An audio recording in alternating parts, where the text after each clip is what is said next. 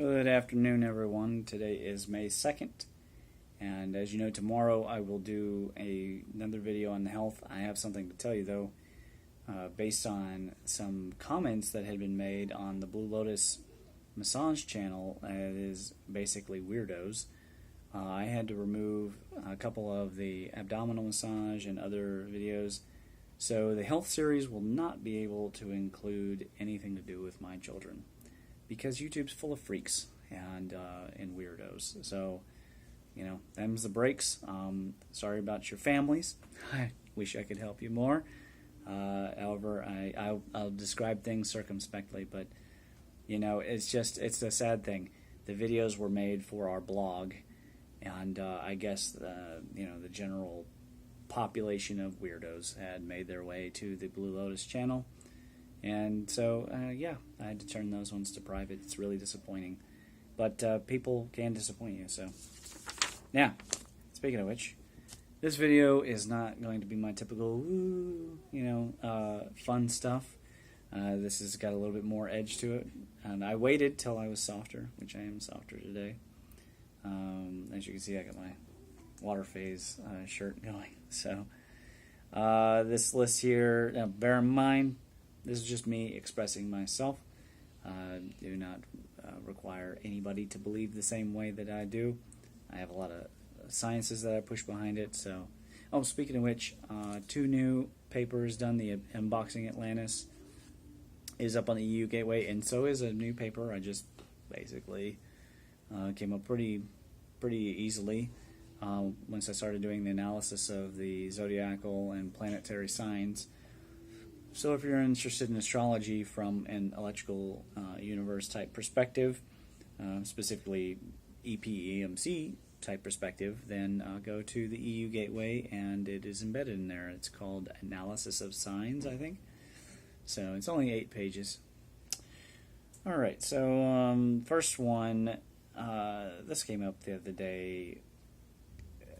Somebody on social media had basically called me an idiot. Actually, they used the R word to describe, because of my stance about Bill Clinton and Obama. I want to make it clear, I am an equal opportunity disliker of mass murderers. I am a disliker of rapists and mass murderers. So that includes people with 100% bomb rates, or as I like to call him, President Obama. And it includes George Bush, Mr. Patriot Act, RFID, Real ID, bomb all the Iraqis because the tyrant went after my dad. It includes Bill Clinton, Mr. Rapist and serial killer, who admitted that it was his decision that led to the deaths of 16 children at Waco. And no one did anything to him. No one said anything. Those poor children go unavenged. Not to mention all the other children, and George Bush and Ronald Reagan, and just go on back. Okay, so I don't like any of them, and I personally hope you don't either. I hope you don't pick one group of lesser evil over the other to laud. I always find it really disgusting, personally, when somebody puts up one group of liars, traitors, and thieves over another. So personally, that's my stance. If anybody has any questions, that's it. I don't like any of them. Then again, art of war-wise, maybe they wouldn't be able to make it to be president if they were good people. I always told people they were going to rue the day they didn't pick a good man like Ron Paul. As a man who delivered babies for a living, and he's a sweet, sweet man. And he told the truth about blowback, and that, didn't fly with Republican primaries. So he didn't have a strategist. He needed a strategist to get him to presidency. He had the love of the people, just terrible strategy. Couldn't get the guy shut up. Anyways, I think I will skip this other one. There is no way on today that I will be able to explain this one adequately. I've been already too blunt, skirting the edge, male-female discussion there. We'll mark that for a later discussion. Obesity and body image. All right, I want to make this clear.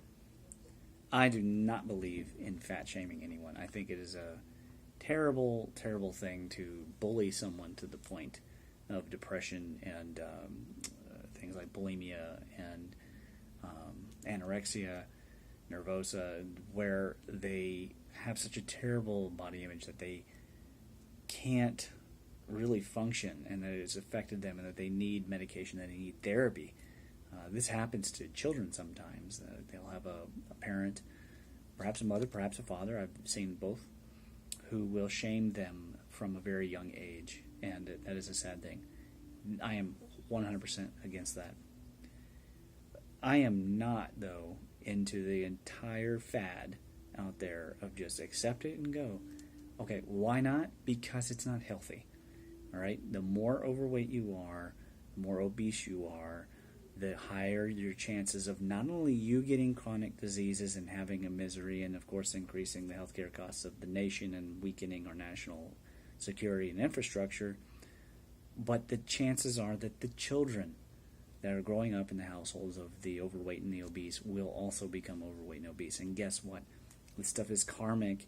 The epigenes, once they turn on, creating chronic disease, they will be passed on. And they will live shorter lives, and they will live more miserable lives. And that isn't fair to the children. That's the thing that drives me crazy about obesity. And it also drives me crazy the entire premise that we have to dance around now people's feelings in general, like as a general public. Not like you, hey you, Susie, why are you fat? But like in general, that we have to be kind of like, oh yeah, that's wonderful.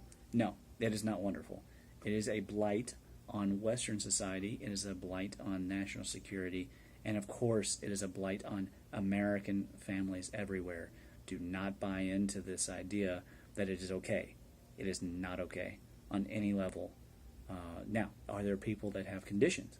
Yeah, there are people that have conditions, and we have to be very, very compassionate about those conditions. We have to be accepting of the fact that their metabolism just isn't going to work.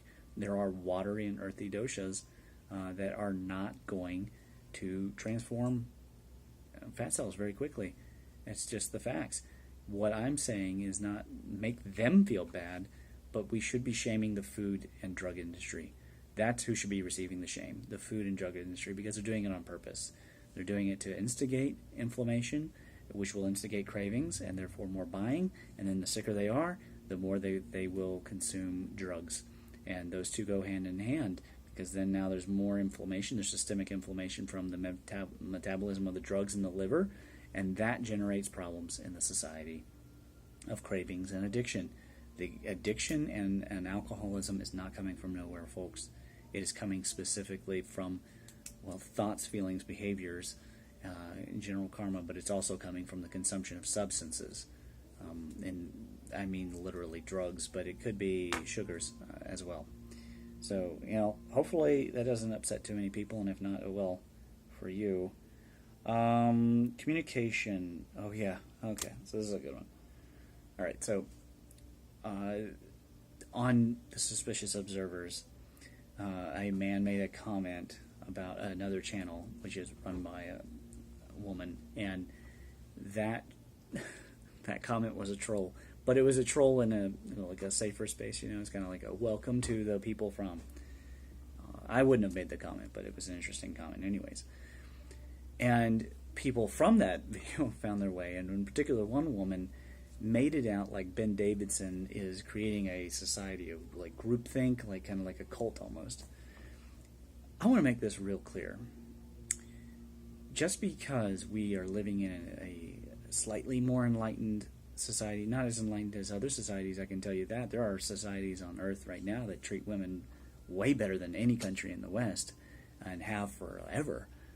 There are societies where men and women are basically naked except for maybe a loincloth, and no one's freaking out about it. Okay, but we live in an enlightening society where we're trying in many quarters to do better.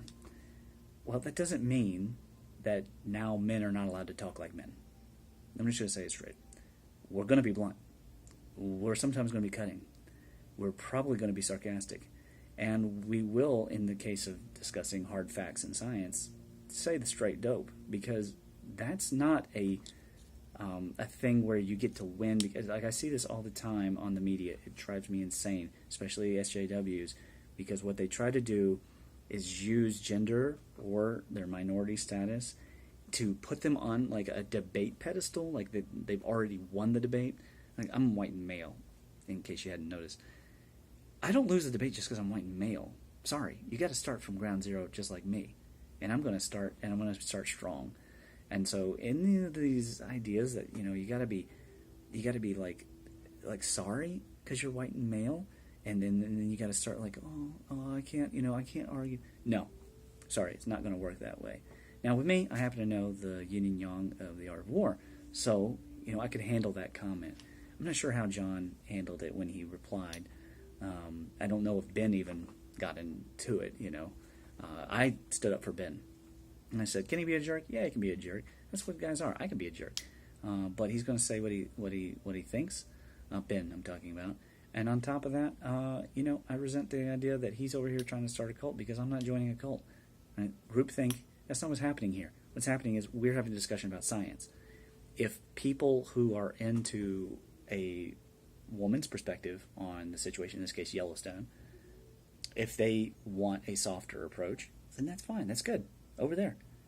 But don't come over here and say it's, like because we're having a hard edge, that we're not allowing, that we're silencing. This idea that you can silence someone by your presence or by word, like you can I'm microaggressioning you by being forceful with my dialogue, is complete and utter malarkey. It's not only malarkey, it's insulting. It's insulting, first of all, to the person you're saying it to. Secondly, it's insulting to be used to actually belittle, in a softcore way, women and minorities. Because what you're saying is they're not capable of handling a rational discussion and a debate, or even a blunt and factual discussion that is a little bit, hard edge. If that's what you're saying, I disagree vehemently. I've known plenty of women that are able to talk straight, just tell you how it is. And I've known plenty of minorities who are just as sharp as anybody who is white and male. So the idea that there needs to be some kind of special pedestal for them is, to me, racist, bigoted, sexist, and it is insulting to both sides. That is my opinion on that.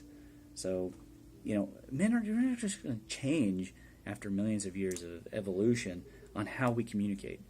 It would be insulting to suggest that we need to. So anyways, that's what I had to say. It was on my mind. I want to get it out there. If you have different feelings, whatever, feel free to say them below. Like, share, subscribe, or unsubscribe if that is the flavor of the day. I want you to know that there won't be every video like this. Just when it piles up, I feel like I got to say something. And hopefully you agree. And if not, it's okay. We can agree to disagree. I might say I'm right. But, at the same time, we can still be friends, even if we don't agree about something like a political stance. It's really mind-boggling to me today how many people cannot have friends who just have a different political or religious belief. I don't understand it. Like, where did that come from? To me, it has to do with the thing that I skipped, the issue I skipped here. This idea that everything needs to be a safe space, and pillows and crying closets. It's just going to make people softer, weaker, and more narcissistic. So I'm against all of that. If you're for that, feel free. But don't bother me with it. I'll catch you next time. You all have a blessed day.